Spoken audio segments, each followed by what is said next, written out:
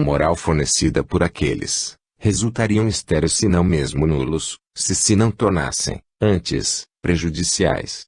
A moral divina do Cristo Jesus, porém, saneando, de algum modo, nossa mente e, portanto, nosso caráter, de muita vileza que nos congestionava as faculdades, havia, naqueles 2 anos de aplicação incansável, predisposto nosso eu para, agora, receber o prosseguimento do curso que nos favoreceria habilitações para reerguimento moral decisivo.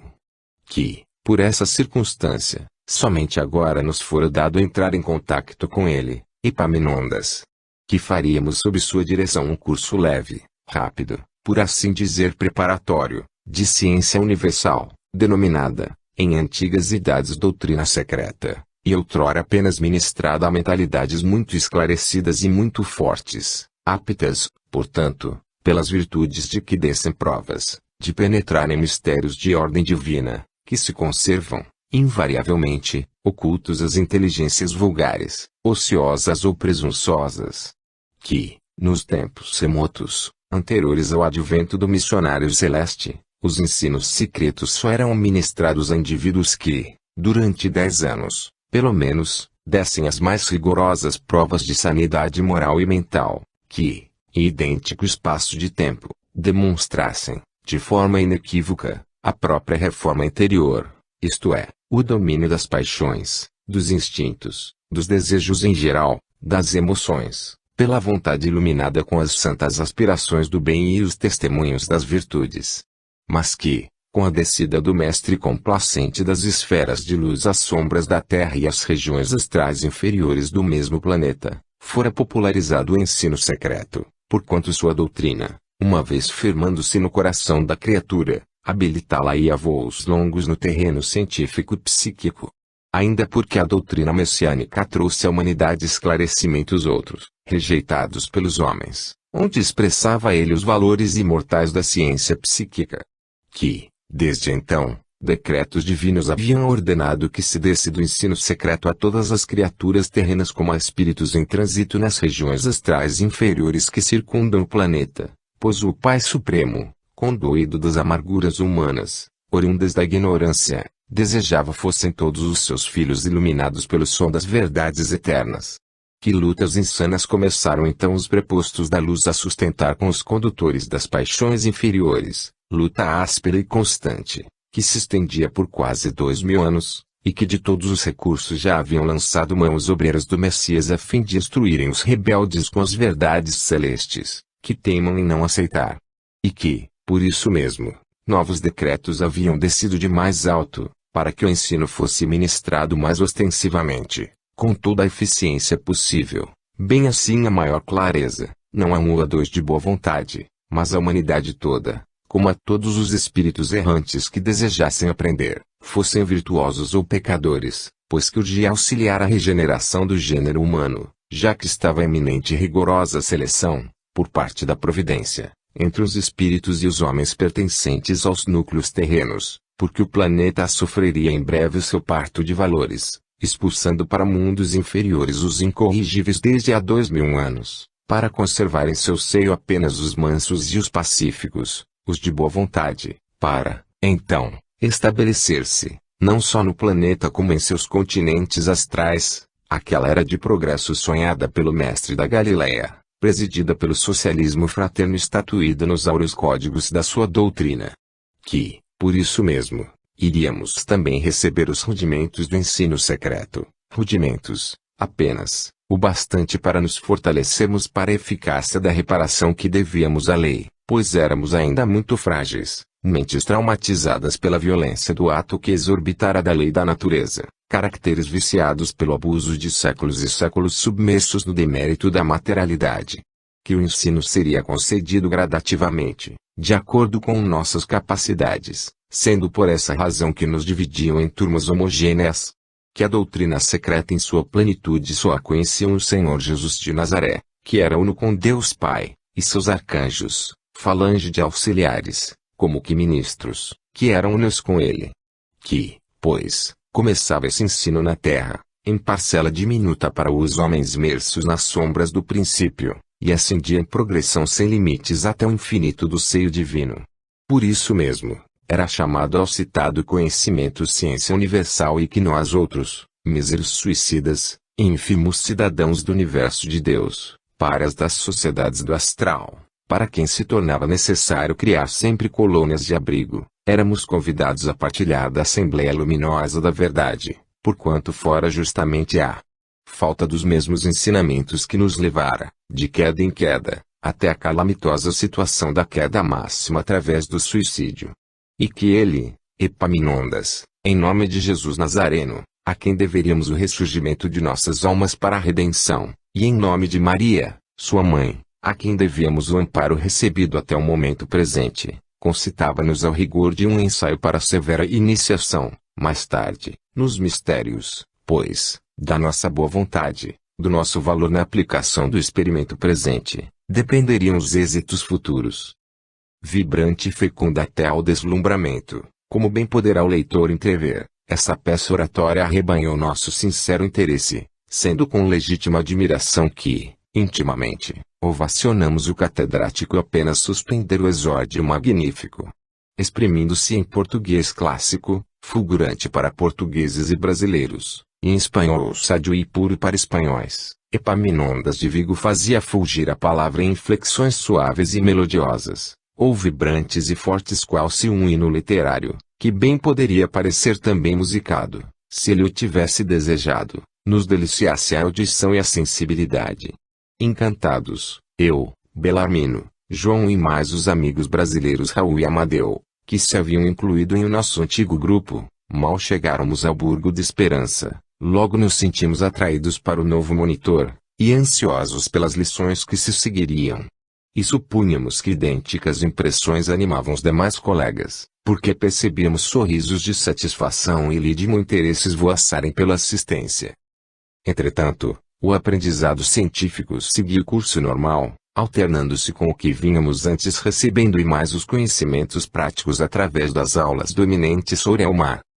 Assim foi que o respeitável ancião ministrou-nos o encantamento de presenciarmos o nascimento e progressão, lenta e esplendente, do próprio globo terrestre. O que superficialmente conhecíamos, permitam-me que assim me expresse ante a magnificência do que, então, me foi concedido apreciar, através dos códigos de ciência terrestre, isto é, da geologia, da arqueologia, da geografia, da topografia, o ilustre instrutor levantou da voragem dos milênios para nos ofertar como presente descrito em cenas vivas, em atividades reais, como se houvéramos participado, com efeito, do nascimento e crescimento da generosa estância do sistema solar que um dia nos abrigaria, protegendo nossa ascensão para o infinito, auxiliando-nos no aperfeiçoamento do germe divino que em nós outros, homens, como nela própria, também palpita.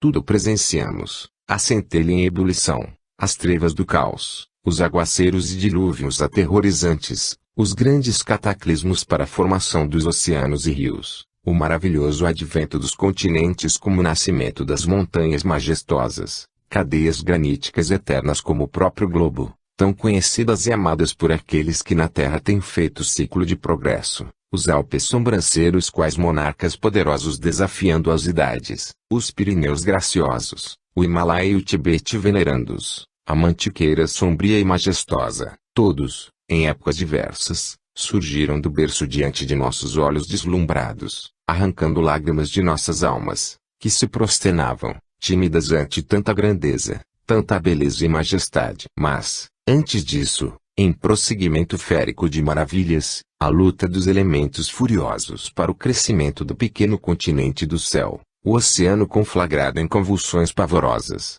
sacudindo o seio nascente do mundo imerso em solidão, o cataclismo dos ventos e tempestades a que nada poderá fornecer ao homem ideia aproximada.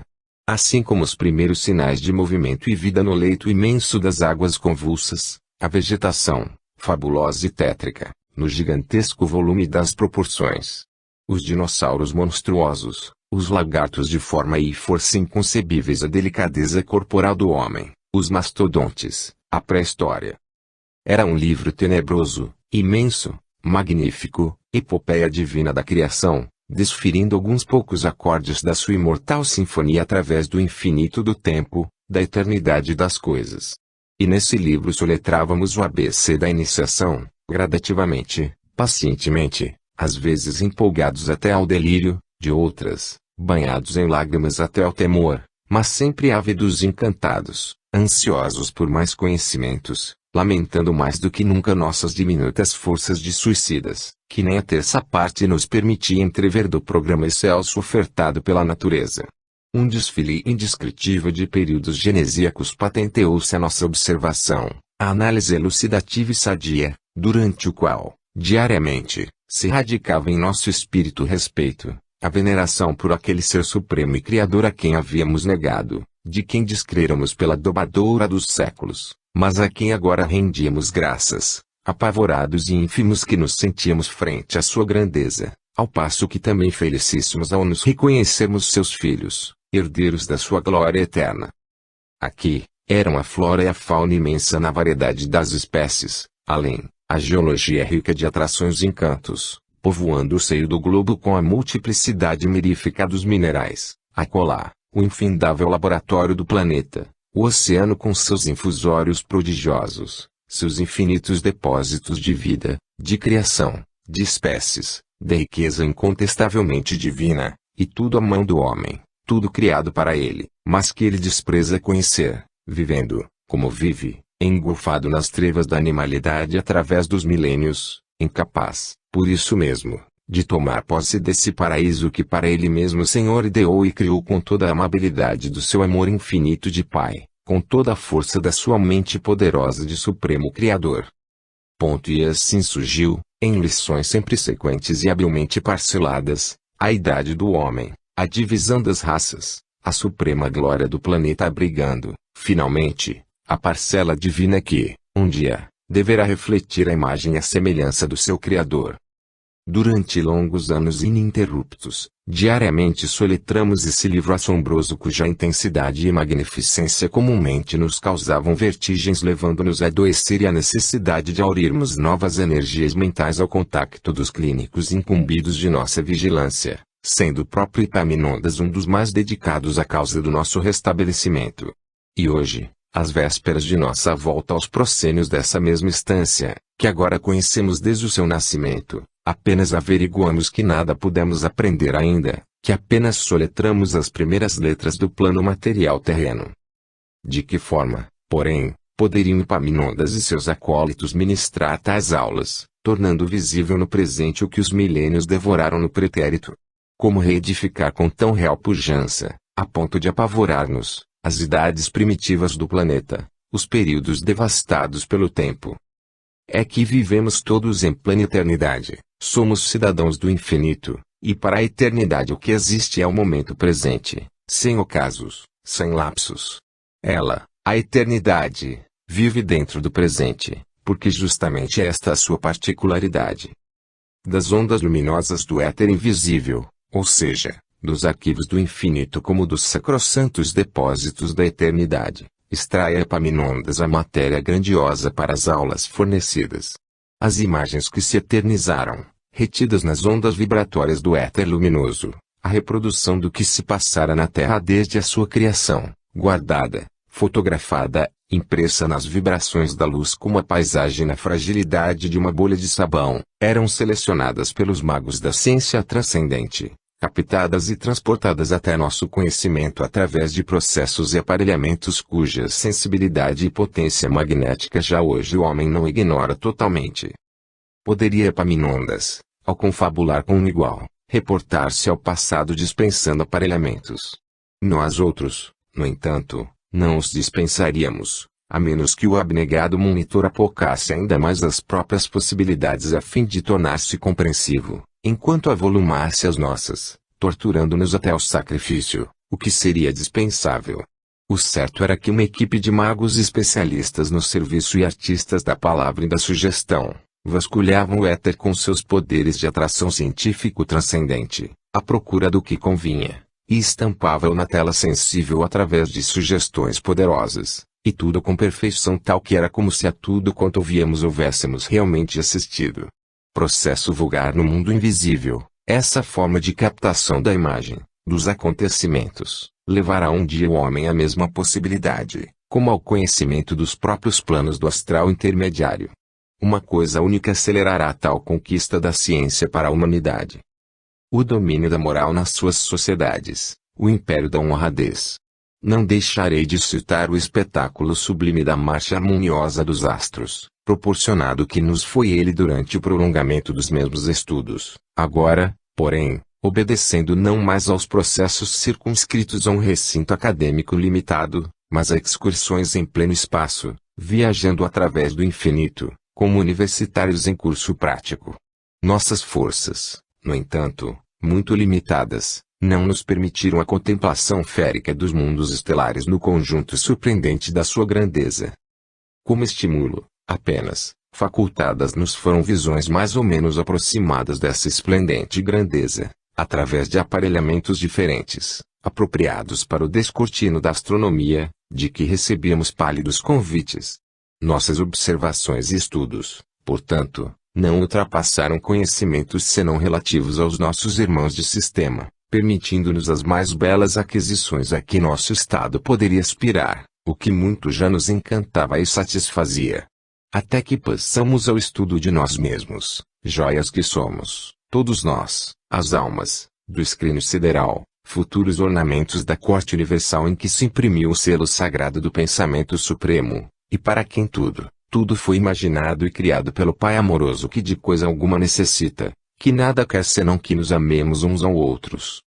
Explicou-nos o Mestre, convincentemente, pelo decorrer do aprendizado, a tríplice natureza humana, provando praticamente sua tese com análises levadas a averiguações em torno de nós mesmos e de outrem, o que surpresas, por vezes muito ríspidas para nossos preconceitos e orgulhos arraigados, nos traziam.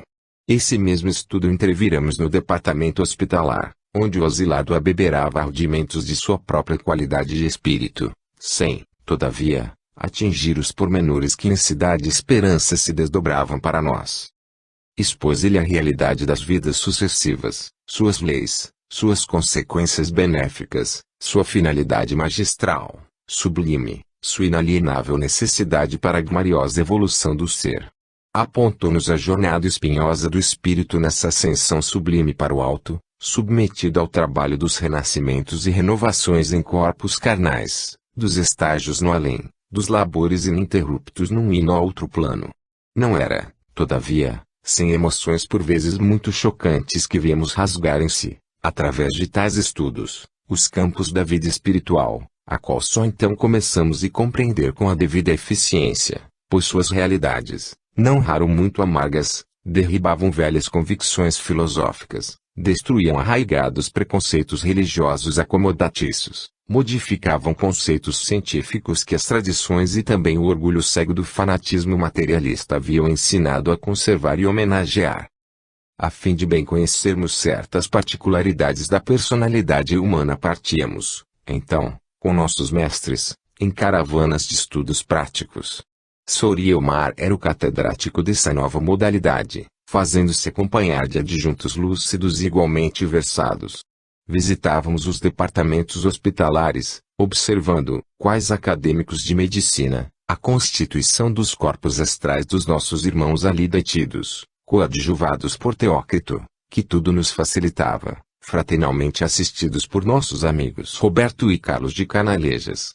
Descíamos a terra, periodicamente, visitando-a durante anos consecutivos, em estágios de algumas horas, pelos hospitais e casas de saúde, estudando o fenômeno dos desprendimentos, sempre assistidos por eminentes individualidades da pátria espiritual, assim como pelas casas particulares e até prisões, à espera de os sentenciados à pena capital, pois devíamos enriquecer a mente com análises em torno de todas as modalidades do fenômeno da separação de um espírito do seu temporário invólucro carnal, desde o feto, expulso ou não, voluntariamente, do órgão gerador materno, até o condenado pela justiça dos homens à morte no patíbulo.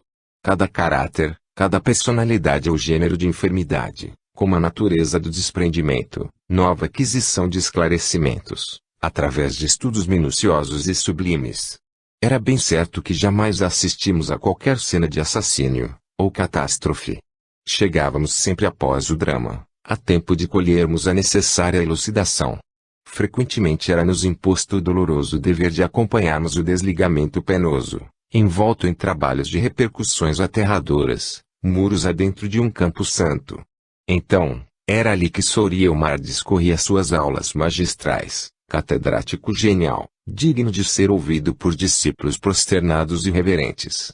E, sob o farfalhar das galhadas onde mimosos passarinhos pipilavam à noite, enternecidos a sonharem com a alvorada, ou a sombra augusta dos ciprestes folhudos e majestosos, pela calada da noite bordada de estrelas, como aos resplendores do astro-rei, eis que recebíamos as anotações do antigo mestre de Alexandria, com ele aprendendo o fenômeno magnífico da alma que se despoja da armadura que a enclausurava, para retornar à liberdade dos páramos espirituais. Não nos poderíamos, no entanto, muitas vezes, furtar a vivas impressões de sofrimento, durante tão augustos espetáculos. O aprendizado implicava a contemplação de muitas desgraças alheias, dores superlativas, intraduzíveis angústias, misérias e desesperações diante das quais corriam nossas lágrimas, arfava doloridamente nosso seio, compungiam-se nossos corações. Mas era também preciso aprender, com esses espetáculos, o domínio das emoções, impor serenidade às forças mentais como ao sentimento, tratando, antes, de refletir, a fim de aplicar esforços no sentido de auxiliar e remediar situações, sem perder tempo precioso com lamentações estéreis e lágrimas improdutivas. Semelhantes impressões atingiram seu clímax quando nos vimos obrigados à observação dos desprendimentos prematuros ocasionados por suicídio. Então, a loucura que nos atacara outrora subia das profundidades anímicas para onde haviam sido relegadas e irrompiam a contragosto nosso, afligindo-nos com o espectro de um pretérito que se transmutava em presente. O tono abominável de nossas passadas raivas avolumava-se na febre de reminiscências malvadas, desorientando-nos, fazendo-nos resvalar para a alucinação coletiva. Era quando toda a energia, toda a caridade e sábia assistência de nossos guardiães entravam em ação, impondo silêncio às nossas emoções, repelindo veementemente nossas troinices alucinatórias, chicoteando, ao contacto benévolo de suas terapêuticas fluídicas, as excitações mentais provenientes das recordações, até que o presente se impusesse. Voltamos, destarte, ao vale sinistro, integrando as caravanas de socorro, fiéis ao aprendizado sublime, e, ali, chorando sobre nossa mesma desgraça, tivemos ocasião de assistir irmãos nossos imersos na mesma situação de calamidade que tão bem conhecíamos, examinando-os, com nossos mestres, a vermos se estariam em condições de alçarem até ao departamento da colônia, que lhes caberia. Piedosamente falávamos-lhes, encorajando-os, consolando-os. Mas não éramos compreendidos, passávamos anonimamente. E foi assim que soubemos ter sido nós, outrora, também benevolamente assistidos por outrem, sem que nossas precárias condições o suspeitassem. De todos os conhecimentos que gradativamente adquiríamos, cumpria-nos apresentar pontos construídos por nós próprios, criar exemplos em teses que muito honrariam os institutos terrenos, caso quisessem adotar os mesmos ensinos para esclarecimento e moralização de seus alunos, extrair análises, tudo o que viesse provar nosso aproveitamento na iniciação do psiquismo. Forneciam-nos para tanto álbuns belíssimos, cadernos e livros lucilantes quais flocos de estrelas, e até aparelhos melindrosos, aos quais nos ensinavam a acionar, para que também aprendêssemos a projetar para outrem as exemplificações que criávamos, ou mesmo as análises extraídas dos exemplos fornecidos pelos mestres durante as aulas práticas na terra ou em outra localidade de nossa colônia. Daí a criação de minhas novelas e a ansiedade de ditar obras aos médiuns, pois, durante as aulas práticas existia permissão para fazê-lo, sempre que um e outro trabalho por nós composto conseguisse a aprovação dos maiorais. Daí nosso sacrifício de tentarmos, durante cerca de 30 anos, escrever algo, que a um só tempo testemunhasse a Deus nosso reconhecimento pelo muito que sua misericórdia nos permitia e o desejo de relatar aos nossos irmãos de infortúnio, encarcerados nas dores terrenas, o que o além lhes reservava. Para tal cometimento não haveria necessidade de sermos escritores, porque o aprendizado com nossos mentores nos educava o sentimento, equilibrando-nos o raciocínio de modo a conseguirmos servir a verdade que nos rodeava. Muita aplicação e devotamento exigiam esses estudos transcendentes, porquanto eram vastíssimos os campos de observação, como grandiosos os motivos diariamente deparados. Convém enumerar as palpitantes matérias estudadas e auscultadas por nós outros até onde nos permitiram as forças mentais que possuímos. Gênese planetária ou cosmogonia pré-história. A evolução do ser. Imortalidade da alma. A tríplice natureza humana. As faculdades da alma. A lei das vidas sucessivas em corpos carnais terrenos, ou reencarnação. Medicina psíquica. Magnetismo, noções de magnetismo transcendental. Moral cristã. Psicologia. Civilizações terrenas. Alternados com as aulas de evangelho, tais estudos apresentavam correlação íntima com aquelas, o que nos impelia a melhor compreender e venerar a sublime personalidade de Jesus Nazareno, ao qual passamos a distinguir, tal como faziam nossos instrutores, como o chefe supremo da iniciação, pois, com efeito, em todos os compêndios que consultávamos, buscando elucidação na ciência, deparávamos lições, claros ensinamentos, atos e exemplos daquele grande mestre, como padrão máximo de sabedoria e verdade, modelos irresistíveis, bússolas que nos convidavam a seguir para atingirmos a finalidade sem os desvios oriundos do engodo e das falsas interpretações. Como por mais de uma vez já esclarecemos, nossos estudos eram enriquecidos com a prática e a exemplificação. Esse pormenor, porém, que implicava até mesmo realizações que testemunharíamos futuramente, durante a renovação imprescindível de um corpo carnal, nem sempre fornecia satisfações ao nosso coração. Ao contrário, frequentemente ocasionava grandes angústias, arrancando de nosso seio lágrimas pungentíssimas e mesmo momentos tenebrosos de desesperos que nos abatiam, levando-nos a enfermar. Situações críticas, vezames se avolumavam sobre nós, como veremos, sem que a tão desagradáveis resultados nos pudéssemos eximir, porque tudo era a sequência da bagagem moral inferior que conosco transportáramos para o além-túmulo. Logo no primeiro dia de aula, terminada que foi a fulgurante peça oratória, expusera o venerando Epaminondas de Vigo, lançando uma advertência que nunca mais se apagaria do nosso senso íntimo. Nenhuma tentativa para o reerguimento moral será eficiente se continuarmos presos à ignorância de nós mesmos. Será indispensável, primeiramente, averiguarmos quem somos, de onde viemos e para onde iremos, a fim de que nos convençamos do valor da nossa própria personalidade e à sua elevação moral nos dediquemos, devotando a nós próprios toda a consideração e o máximo apreço.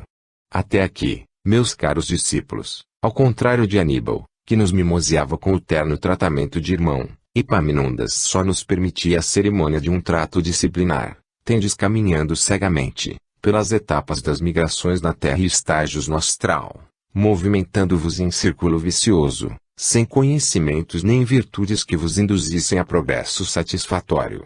Engolfados nos desejos impuros da matéria, passivos aos impulsos cegos das mais danosas paixões ou embrutecidos na gangue obscura dos instintos, tendes ignorado, propositadamente, graças à má vontade, ou absorvidos por criminosa indiferença, que ao nosso ser o Todo-Poderoso enalteceu com essências que lhe são próprias, as quais nos há dever cultivar sob as bênçãos do progresso, até que floresçam e frutifiquem na plenitude da vitória para que fomos, por isso mesmo, destinados.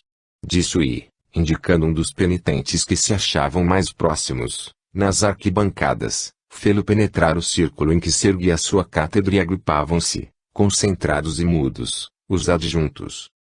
Determinou o acaso, ou a própria clarividência do lente, que a escolha atingisse nosso companheiro de grupo, Amadeu Ferrari, um brasileiro de origem romana, natural do interior do estado de São Paulo, o qual, segundo passamos a conhecer nessa mesma hora, suicidara-se aos 37 anos de idade, julgando possível escapar à vergonha da prisão, devido a certos feitos imprudentes, bem como a ameaça de um câncer que começara a entumecer-lhe a região glótica. Pô-lo à sua frente e interrogou, demonstrando autoridade. O vosso nome, caro discípulo? Súbito mal-estar dominou a assistência, advertindo-a de algo muito grave que atingira. Quiséramos fugir, furtando-nos a responsabilidade terrível da aprendizagem que se nos afigurou, repentinamente, grandiosa demais e por demais delicada para ela nos devotarmos para sempre. Tivemos a intuição de que se iriam passar coisas irremediáveis, que marcariam a era nova em nossos destinos, e tivemos medo. Epaminondas de Vigo apareceu-nos então qual juiz inflexível que nos julgaria, arrastando-nos até onde depararíamos o tribunal temível de nossa própria consciência, e profundo terror nos inspirou sua presença venerável, enquanto a figura jovial e terna de Aníbal de Silas, com suas exposições alvissareiras em torno da Boa Nova, que tão bem nos haviam consolado, desenhou-se a nossa imaginação, produzindo funda saudade do seu vérbio manso que carinhosamente rememorava os feitos sublimes do meigo Nazareno. Mas o ancião advertiu-nos, em a parte precioso e enérgico, surpreendendo-nos com o conhecimento, que demonstrou, das impressões em nossa mente suscitadas. Lembrai-vos de que o Senhor Jesus de Nazaré, a quem invocais neste momento, é o grande mestre que nos inspira, e que, sob seus auspícios, é que vos ministramos os ensinos sagrados que engrandecerão os vossos espíritos para a conquista dos méritos futuros, pois é ele o chefe supremo de nossa escola e distribuidor de nossa ciência. Voltou-se para o paciente em expectativa e repetiu: vosso nome, pois? Amadeu Ferrari. Onde residis antes de ingressardes nestes sítios? Na cidade de Trento. No Brasil. Por que procurastes abandonar vosso destino, cuja finalidade deve ser a unidade com Jesus, nosso Redentor, confiando a ilusão de um suicídio? Não sabíeis que praticáveis um crime contra Deus Pai, porque contra vós próprio, visto que é certo que todos trazemos centelhas do Criador em nós. Julgáveis, porventura, poder aniquilar os elementos de vida existentes em vós, essa vida que justamente é eterna porque a recebestes do eterno Criador? Visivelmente contrafeito, esquivou-se Amadeu através do sofisma, único recurso que lhe ocorreu na melindrosa situação. Felizmente, Senhor, foi apenas um pesadelo. Uma alucinação. Eu não me pude matar, embora o desejasse, pois que estou vivo. Vivo. Louvado seja Deus, estou vivo. Mas, Senhor, de uma serenidade desconcertante, que a nós outros irritaria se não estivéssemos sinceramente dispostos a nos deixarmos conduzir, insistiu o sábio ancião. Reitero a interrogação, Amadeu Ferrari, por que desejastes desaparecer da presença de vós mesmo como de vossos semelhantes, quando o poema do universo cantava ao vosso redor o sacrossanto dever dos compromissos, como a excelsa beleza da existência humana, que deve habilitar a alma para o reinado da imortalidade? Senhor, é que eu desanimei. Sim. Mas responderei aqui, em presença de toda essa assistência. Estarei, pois, novamente defrontando um tribunal? Existe, sim, um tribunal e todos vós o defrontais, é a vossa consciência, que inicia o despertar da longa letargia que há séculos a mantém chumbadas mais deploráveis inconsequências. E imprescindível é que eu, autorizado pelos poderes máximos do meu e vosso Redentor, vos oriente a fim de que, examinando-a, aprendais a vos despojardes do orgulho que vos tem cegado desde muitos séculos, impedindo que reconheçais a vós próprios e, portanto, a soberania das leis que regem os destinos da humanidade. Senhor, a miséria, a enfermidade, o desânimo, foram a causa. Cometi uma falta grave, frente a tão dolorosas circunstâncias. Não tive outro recurso a não ser o que fiz. A prisão. A doença. E esse ato suicídio lavou a nódoa de que vos havíeis contaminado antes. Considerais-vos inculpado, honesto, honrado após o mesmo ato? Oh! Não. Não pude fugir à responsabilidade dos atos que pratiquei. Sinto-me desonrado por ter lançado mão de quantias que me foram confiadas. Muito embora o fizesse tentando recuperar a saúde, pois a ameaça tenebrosa de um câncer desorientava-me, justamente quando estava prestes a realizar um consórcio cuja expectativa era minha razão de ser. A quantia era aviltada. Eu era bancário. A prisão ou a morte. O câncer, o roubo, pois era roubo. O ideal de amor desmoronado. Preferi o suicídio. Sei que foram grandes crimes. Mas sinto-me ainda confuso, apesar de muito já me ter esclarecido, ultimamente. Por que, porque fui colocado em tão desgraçadas circunstâncias? A confusão turbilhou em minha mente. Intuições pavorosas segredam-me um passado do qual tenho pavor. Ó Jesus de Nazaré! Misericórdia! Eu tremo e vacilo. Não compreendo bem. Pois ireis compreender, Amadeu Ferrari. É imprescindível que o compreendais. Acenou para 2 adjuntos que aguardavam suas ordens. Fizeram sentar o penitente diante da tela espelenta, colocando-lhe, em seguida, um diadema idêntico ao usado pelo mestre para as dissertações. Pairava pelo ambiente sincera emoção religiosa. Sentíamos que um grandioso, sacrossanto mistério desvendar-se-ia, naquele instante, ao nosso entendimento, e contritos e temerosos aguardávamos, enquanto benéficas influências envolviam o momento sagrado que vivíamos. Epaminondas voltou-se para a assembleia de discípulos e conclamou: Ficai atentos. A história desse vosso irmão é também a vossa história. Suas quedas mais não representam que as quedas da própria humanidade em lutas diárias com as próprias paixões. Pela mesma razão não deveis comentar o que ireis presenciar, antes observai a lição que vos será fornecida como exemplo, do qual extraireis a necessária moral para aplicá-la em vós mesmos.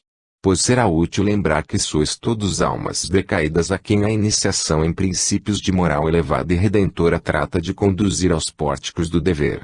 Postou-se de braços alçados para o infinito, em atitude de prece e concentração fervorosa. Acercaram-se os adjuntos, como a auxiliarem mentalmente seus intuitos. Poderosa corrente fluídica estabeleceu-se, envolvendo em ondas fortes a assembleia de pecadores, que se deixava estar atenta e respeitosa. Até que, de súbito, ordem singular ressoou em tom enérgico, que não admitiria tergiversação. Epaminondas de Vigo impunha a Amadeu Ferrari a volta ao pretérito, isto é, minucioso exame de consciência passando em revista os feitos de suas passadas migrações terrenas, a fim de que compreendesse em toda a sua plenitude a razão das circunstâncias dolorosas em que se vira colocado, circunstâncias às quais não se resignara e que, para solvê-las, comprometera-se ainda mais com um ato de desonestidade e suicídio. Em sentido retrospectivo, passando do suicídio para o início da existência, eis que fomos depará-lo em bem diferentes condições. Era bem verdade, pois, que residiam, em uma encarnação anterior, os motivos daquela pobreza que desafiara todos os esforços para se remediar, de vez que Amadeu fora obstinado no trabalho e na força de vontade, daquele câncer que o torturava com garras invencíveis, corroendo-lhe a língua e a garganta lentamente, daquele repúdio de amor que absorveu suas últimas forças, incompatibilizando definitivamente com o desejo de viver. A cortina do presente descerrou-se. O primeiro véu da consciência foi suspenso a fim de que, no proscênio de uma outra existência terrena, drama imenso fosse revelado, drama que não atingiu apenas uma ou duas personalidades, mas a uma coletividade, implicando mesmo uma raça heróica e sofredora. Amadeu Ferrari apareceu-nos descrito por sua própria mente no ano de 1840, como traficante de escravos negros de Angola para o Brasil. Era, então, de nacionalidade portuguesa, e daí nossa afinidade com ele. Em viagens reiteradas, enriquecia no comércio abominável, não se poupando trabalhos à frente da torpe ambição de retornar milionário à metrópole, infligindo martírios incontáveis aos míseros que arrecadava em sua livre pátria para escravizar a outros tantos ignóbeis comparsas das mesmas desvairadas ambições. Na truculência de instintos desumanos, cevava-se no maltrato aos negros, ordenando chicoteá-los pela mais insignificante falta ou mesmo por nenhuma, infligindo-lhes castigos cuja fereza bradava aos céus, tais como a fome e a sede, a tortura e a separação das famílias, pois que vendia, aqui, os filhos, acolá a mãe, mais além, o pai. Os quais nunca mais se encontrariam a não ser mais tarde, no além-túmulo, morrendo muitos destes desgraçados atacados pela nostalgia e pelas saudades dos seres amados. Certa vez, na fazenda que lhe era própria, aviltara a jovem escrava negra, mal saída da infancia. E porque o desventurado pai da desgraçada, velho escravo de 60 anos, num momento de suprema desesperação, louco de dor, diante do cadáver da filha que procurara na morte encobrir a vergonha de que se sentia possuída, bradasse o seu vil procedimento, acusando pelo suicídio da moça, mandou que ferozes capatazes queimassem a língua do velho escravo a ferro em brasa, até vê-lo cair exânime, nas convulsões da agonia. Ora, ao passo que nos elucidávamos na majestosa lição, o paciente reconhecia-se tal como era, portador de paixões inferiores, múltiplos defeitos, vultosos deméritos, e debatia-se violentamente, presa de convulsões indescritíveis, acovardado frente ao flagício que lhe infligia a consciência, desorientada na tortura dos remorsos. Apiedai-vos de mim, Senhor, bradava em expressões de dor e arrependimento, repetindo em presença da numerosa assembleia a súplica veemente que dera causa à existência expiatória que, afinal, interrompera criminosamente, enredado que se deixara permanecer em complexos desconcertantes. Desgraçado e miserável que sou! Deixa que eu volte ainda uma vez à qualidade humana e veja a minha própria língua, assim como a boca e a garganta desaparecerem sob a trituração de qualquer malefício, reduzidas ao ponto a que reduzias do desventurado escravo Felício. Dai-me a miséria, Senhor. Que eu sofra o suplício da fome, da sede, e que nem mesmo possa falar a fim de me queixar. Que de mim todos se afastem com asco, deixando-me expungir sozinho esta nódoa infamante que me amesquinha diante de mim próprio. O nobre orientador, porém, impôs silêncio ao pecador, balsamizando-o com fluidos apaziguadores. Em seguida, exclamou, como respondendo: é bem certo, é inevitável o vosso retorno às reencarnações expiatórias, Amadeu Ferrari. Uma vez que é esse o ensejo abençoado para a remissão dos culpados. Outra vez a pobreza, o câncer, o perjúrio. Agravados, agora, com os indefiníveis males acumulados pelo suicídio. Uma vez que vos não quisestes submeter devidamente. Mas é imprescindível não conserveis ilusões, mais de uma encarnação expiatória será necessária para cobrir as agravantes das ações que recordamos. Entre mentes, a lição continuava a desenrolar-se, vindo seu arremate estarrecer-nos porventura ainda mais. Assim foi que, morto o velho escravo, dobraram-se os anos. O grande senhor esquecera-o, como aos demais, absorvido nos balouços da boa sorte. Voltara à Europa, feliz, tendo enriquecido à custa do trabalho honesto, bem visto e considerado pelos muitos haveres que levara da terra de Santa Cruz. Mas, um dia dobraram afinados por ele, exaquias solenes, cânticos pungentes, grande luto, lágrimas doridas e muitas flores. Porque o vil metal adquirido na iniquidade tudo isso pôde comprar. Agora, eis que se apresenta o além-túmulo. É o momento sagrado da realidade, do cumprimento integral da justiça incorruptível. Vimo-lo debater-se, perdido em pleno sertão africano, atacado por hedionda falange de fantasmas negros sedentos de vingança, os quais vinham pedir-lhe contas dos desgraçados compatriotas por ele escravizados e perdidos para sempre, longe das plagas nativas. Eram os pais que haviam perdido os filhos, por ele arrecadados para longe. Eram as mães destituídas de filhos pequeninos, os quais ele vendera a outrem, qual mercadoria miserável. Eram as filhas ultrajadas e sacrificadas longe dos pais, os filhos que conheceram, por afagos maternais, o látego inclemente do Senhor a quem serviam. E todos lhe pediam contas dos martírios que sofreram. Aprisionaram seu espírito no seio das florestas tenebrosas e martirizaram-no por sua vez. Aterraram-no com a reprodução, que sua presença fornecia, das maldades que contra todos praticara.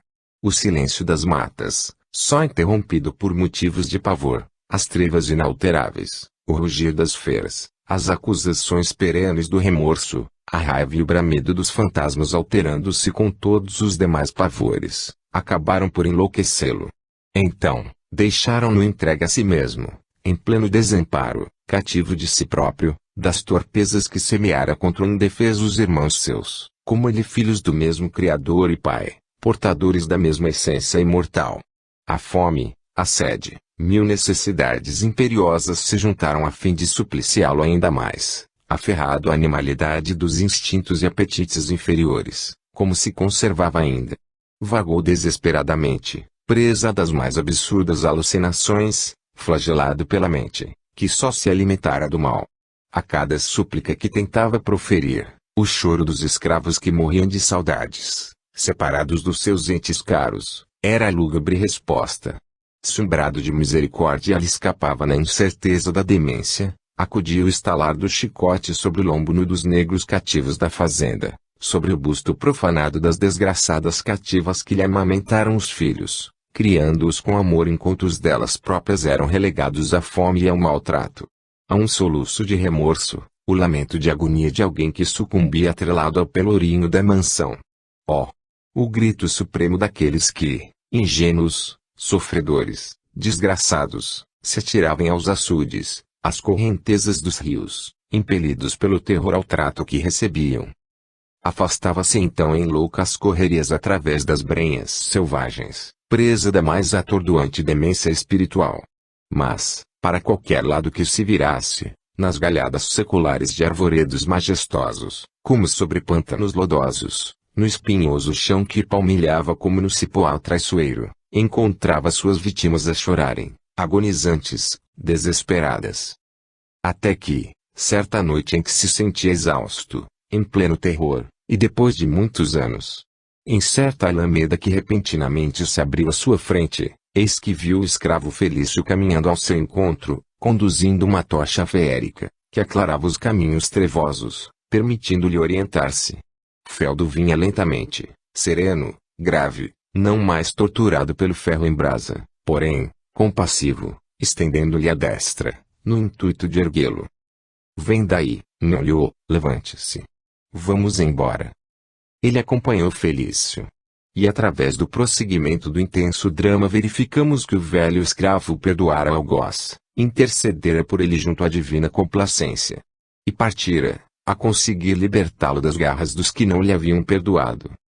Não obstante, tudo isso era por nós outros apreciado intensamente, como se fôramos os próprios que tão dramáticas cenas viveram, graças ao privilégio, que o homem desconhece, das profundas capacidades inerentes ao espírito alheado da carne, capacidades que o levam a sofrer, sentir, compreender, impressionar-se, comover-se, alegrar-se, etc., a grau superlativo, o qual fulminaria a criatura encarnada, se for esta suscetível de tentar experimentá-lo.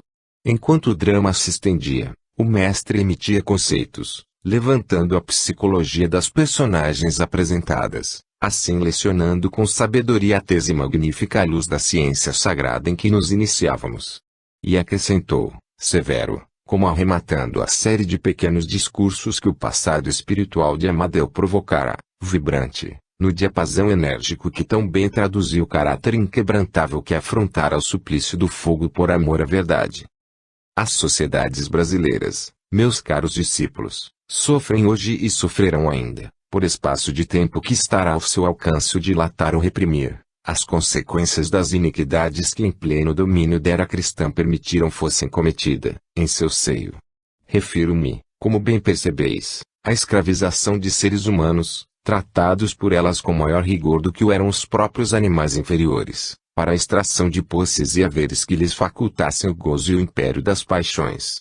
Se não foi crime individual e sim coletivo, será a coletividade que expiará e reparará o grande opróbrio, o grande martírio infligido a uma raça carecedora do amparo fraternal da civilização cristã, a fim de que, por sua vez, também se gloriasse as alvíceras da educação fornecida através da boa nova do reino de Deus.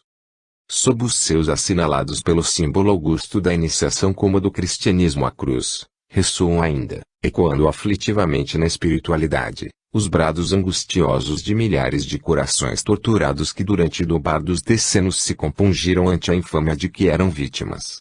Não deixaram de repercutir ainda nas ondas delicadas do éter, onde se assentam as esferas de proteção às sociedades humanas, os rumores trágicos dos látegos sanhudos dos capatazes diabólicos, a vergastarem homens e mulheres indefesos, cujas lágrimas, recolhidas uma a uma pela incorruptível justiça do Todo-Poderoso, foram, por lei, espalhadas, em seguida, sobre essa mesma coletividade criminosa, para que, por sua vez, absorvessem pelejas posteriores, a se purificarem do acervo de maldades e infâmias praticadas.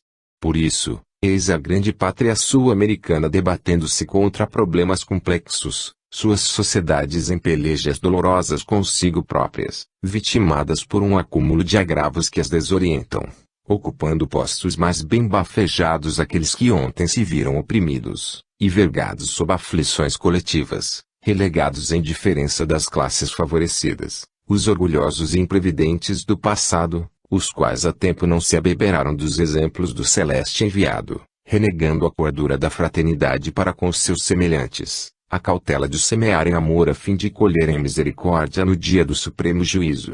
E assim prosseguirão até que a voz celeste dos missionários do Senhor as oriente para a finalidade apaziguadora, no trabalho sublime da reconciliação individual por amor do Cristo de Deus. Ó vós, discípulos que presenciais os dramas antigo e moderno vividos por Amadeu Ferrari, vós que presenciastes seu passado como presente, rematado por um suicídio contraproducente, do qual há de dar igualmente contas ao Senhor das vidas e das coisas. Sabei que entre os escravos que, sob os seus do cruzeiro sublime, choraram, vergados sob o trabalho excessivo, famintos, rotos, doentes, tristes, saudosos, desesperados frente à opressão, à fadiga, à maldade, nem todos traziam os característicos íntimos da inferioridade, como bastas vezes foi comprovado por testemunhas idôneas, nem todos apresentavam caracteres primitivos.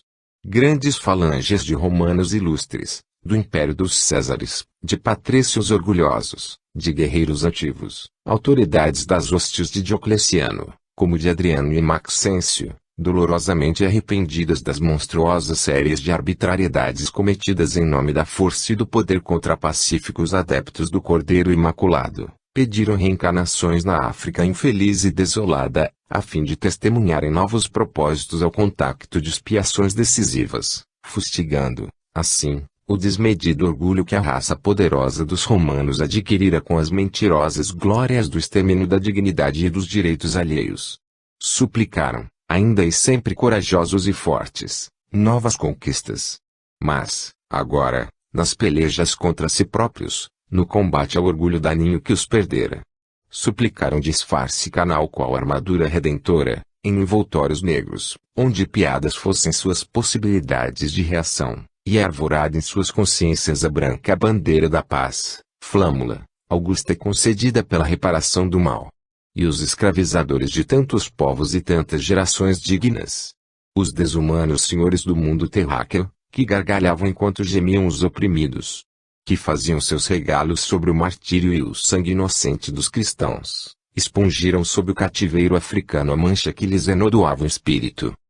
Daí, meus discípulos queridos, a doce, mesmo sublime resignação dessa raça africana digna, por todos os motivos, da nossa admiração e do nosso respeito, a passividade heróica que nem sempre se estribou na ignorância e na incapacidade oriunda de um estado inferior, mas também no desejo ardente e sublime da própria reabilitação espiritual.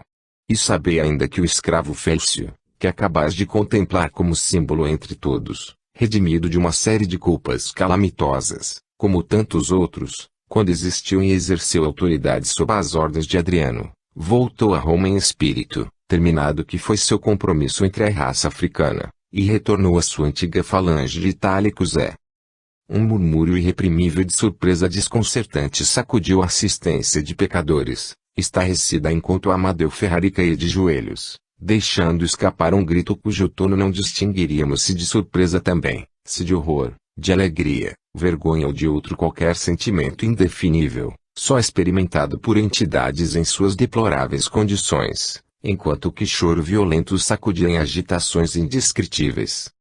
Abrira-se uma porta lateral silenciosamente, a um sinal de Epaminondas, e Felício aparecera, sereno, grave, encaminhando-se para seu antigo senhor de outras vidas. Estarrecido, Amadeu contemplava-o de olhos pávidos, já agora senhor de todo o seu passado de espírito. Mas, lentamente, imperceptivelmente, transformará-se feldo sob o poder da vontade, que opera facilmente sobre a configuração do envoltório astral, e deixava-se ver agora, na atual qualidade de Rômulo Ferrari, o genitor de Amadeu. É que, retornando às falanges que lhe eram próprias, Felício ali reencarnara a fim de prosseguir na peregrinação para a redenção completa, sob os auspícios daquele meigo nazareno a quem perseguira ao tempo de Adriano, na pessoa de seus adeptos. Recebera então nova fase de progresso sob a acolhida de outro nome, transportara-se, jovem ainda, para a terra de Santa Cruz, levado por indefinível sentimento de atração, ali constituindo família e piedosamente consentindo em servir de genitor para o antigo algoz.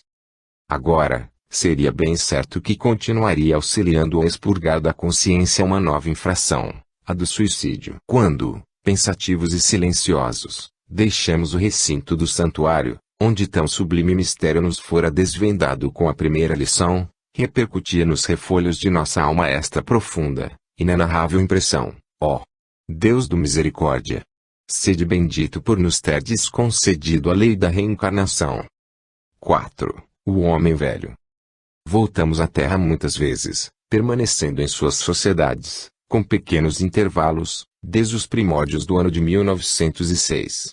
Múltiplos deveres ali nos chamavam. Era o campo vasto de nossas experimentações mais eficientes, porquanto, tendo de reviver ainda muitas vezes em suas arenas, tornava-se de grande utilidade o exercitarmos entre nossos irmãos de humanidade os conhecimentos gradativamente adquiridos nos serviços da espiritualidade. Assim foi que, sob os cuidados de Aníbal de Silas, mas tendo por assistente prático a experiência secular de Soura Almar, dilatamos as lides de beneficência iniciadas sob a direção de Teócrito, multiplicando esforços para servir a corações sofredores sob as doces inspirações das lições messiânicas, quer os deparássemos ainda agrilhetados nos planos da matéria, quer em lutas permanentes no invisível.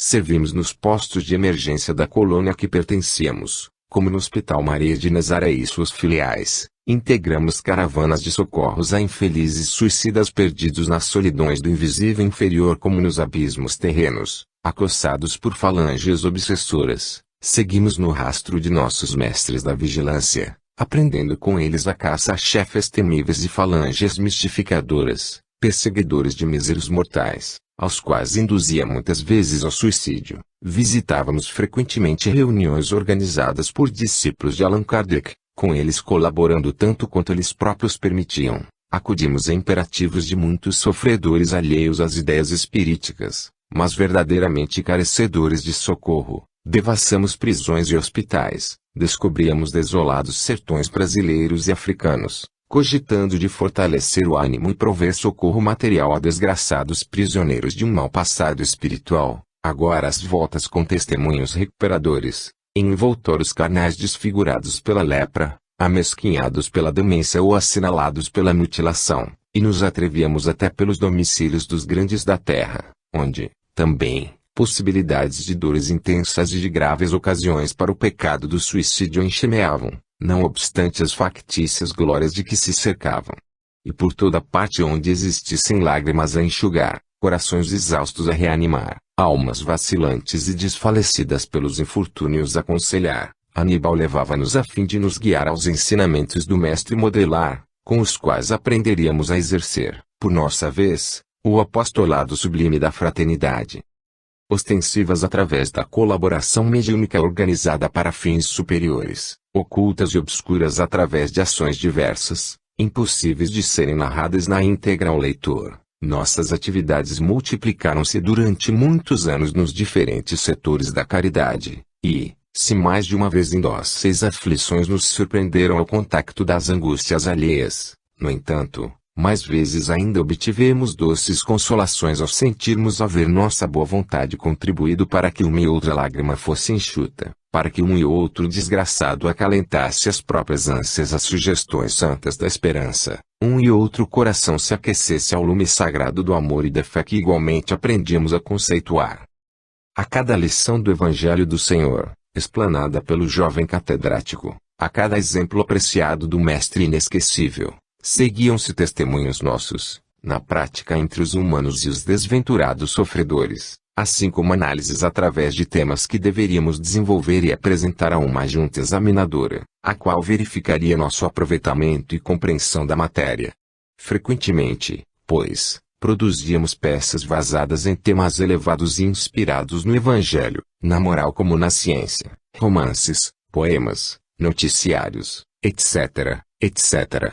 Uma vez aprovados, estes trabalhos poderiam ser por nós ditados ou revelados aos homens, porquanto instrutivos e educativos, convenientes, por isso mesmo, a sua regeneração, e o faríamos através da operosidade mediúnica, subordinados a uma filosofia, ou servindo-nos de sugestões e inspirações a qualquer mentalidade seria capaz de captar-nos as ideias em torno de assuntos moralizadores ou instrutivos. E quando reprovados repetiríamos a experiência até concordar plenamente o tema com a verdade que esposávamos e também